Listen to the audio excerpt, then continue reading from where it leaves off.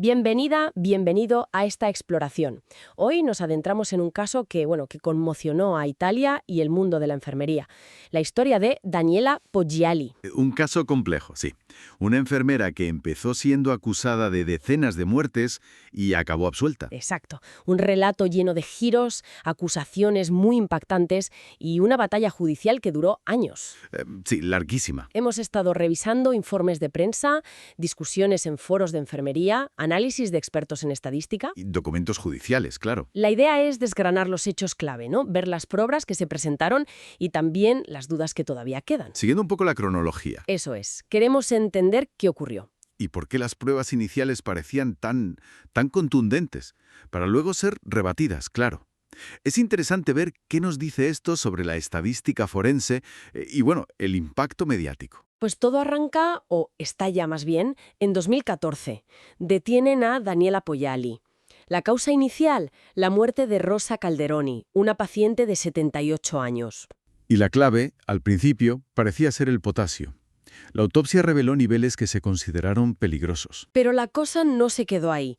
Las acusaciones empezaron a escalar muy rápido. Se llegó a hablar de hasta 38 muertes sospechosas en pocos meses. Todas en el hospital de Lugo, donde ella trabajaba. Y los medios, claro, encontraron un titular. La bautizaron como la enfermera asesina. Sí, y además empezaron a surgir detalles, bastante perturbadores, ¿no? Como que Poggiali se habría hecho selfies con pacientes fallecidos. Vaya. Y se hablaba de un supuesto móvil, que a algunos pacientes le resultaban molestos. Con todo esto, la opinión pública, parecía tenerlo claro muy pronto. Y en el juicio, la prueba de cargo principal, más allá del tema del potasio, fue un análisis estadístico. Lo presentaron los profesores Cagliaro y Micciolo. ¿Y qué decía ese análisis? Pues argumentaban que la tasa de mortalidad era significativamente más alta durante los turnos de Poggiali, sobre todo en la zona del hospital donde ella estaba asignada. Ah, o sea, como una especie de agrupación de muerte sospechosa. Exacto, lo que se llama a veces clústeres.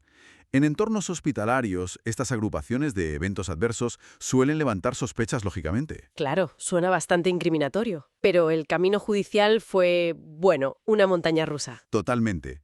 Condena a cadena perpetua en 2016 por el caso Calderoni. Pero un año después, en 2017, la absuelven en apelación. Dicen il fatto non sussiste, o sea que el hecho no existe. Pero ahí no acabó. El Tribunal Supremo anuló esa absolución. Y vuelta a empezar. Otro juicio, esta vez por la muerte de otro paciente, Massimo Montanari, y otra condena a 30 años en 2020. Apelaciones, recursos. Poggiali pasó casi 7 años en prisión, entre preventiva y cumpliendo condenas que luego se revocaron. Menudo lío judicial. Sí. Y aquí es donde entra en juego el análisis experto que empieza a desmontar las pruebas clave. El estadístico Richard Gill y su colega Giulia Mortera señalaron fallos que eran cruciales. ¿Qué fallos encontraron? Pues primero, en la estadística. Demostraron que esa correlación entre la presencia de Poggiali y las muertes era espuria. Espuria, ¿qué significa eso exactamente aquí? Pues que parecía haber una conexión, pero en realidad se debía a otros factores que no se habían considerado, lo que llamamos factores de confusión. Entiendo, ¿cómo cuáles? Por ejemplo, la mayoría de las muertes ocurrían por la mañana, y por la mañana es cuando hay más personal en el hospital, incluida Poggiali, que hacía turnos largos y a veces se solapaba con otros. Ah, claro. Además, la hora que se registra de la muerte no siempre es la hora real en que ocurrió. Si ignoras estos detalles puedes llegar a conclusiones equivocadas. Es un ejemplo clásico de la falacia del fiscal. La falacia del fiscal. Sí, pensar que si algo es muy improbable que ocurra por puro azar, entonces automáticamente significa que hay culpabilidad. Pero la rareza de un evento no demuestra por sí sola la causa, ¿entiendes? Sí, perfectamente. ¿Y qué pasó con la prueba del potasio? Pues también encontraron problemas. El análisis del profesor Tallarro, que supuestamente probaba el envenenamiento por potasio, se basó en una regresión lineal defectuosa. ¿Defectuosa por qué? Usaron una muestra que ni era representativa, era pequeña, y no tuvieron en cuenta bien la variabilidad natural de los niveles de potasio después de la muerte, ni la edad de la paciente, que era avanzada, 78 años.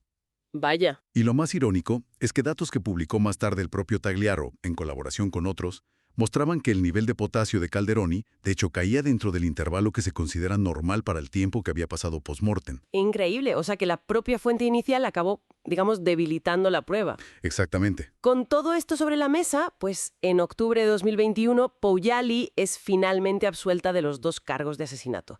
Y el Supremo lo confirma en enero de 2023. Más tarde también la absuelven de un cargo menor de peculado, de malversación. Fin de la batalla legal, sí. Pero el caso ilustra muy bien el impacto devastador de los juicios mediáticos. Desde luego. Esa imagen de enfermera asesina, Exacto. alimentada por titulares sensacionalistas, las fotos polémicas, deja una marca que es muy difícil de borrar, aunque haya una sentencia absolutoria. Como decía un comentarista, es casi imposible formarse una opinión imparcial desde fuera una vez que ese relato se ha impuesto. Así que pasamos de una acusación de asesinato múltiple a una absolución total por falta de pruebas consistentes. El caso Pouliali nos deja ante la complejidad de la prueba, sobre todo la estadística, y el poder inmenso de la narrativa mediática. Y plantea preguntas fundamentales, ¿no? ¿Hasta qué punto podemos confiar en los números sin un análisis profundo del contexto y la metodología? Sí. ¿Y cómo se equilibra el derecho a la información con la presunción de inocencia cuando un caso capta tantísima atención pública? Es un equilibrio muy, muy delicado. Queda esa pregunta flotando. ¿Puede la justicia, incluso absolviendo, reparar completamente el daño que hace ese juicio paralelo en la plaza pública? Es complicado. Y para quienes nos escuchan, nos gustaría lanzar una pregunta para reflexionar o comentar. ¿Qué aspecto de esta caída y reevaluación de las pruebas les parece más sorprendente o quizá preocupante? Cerramos esta inmersión con una última reflexión, que es un poco inquietante.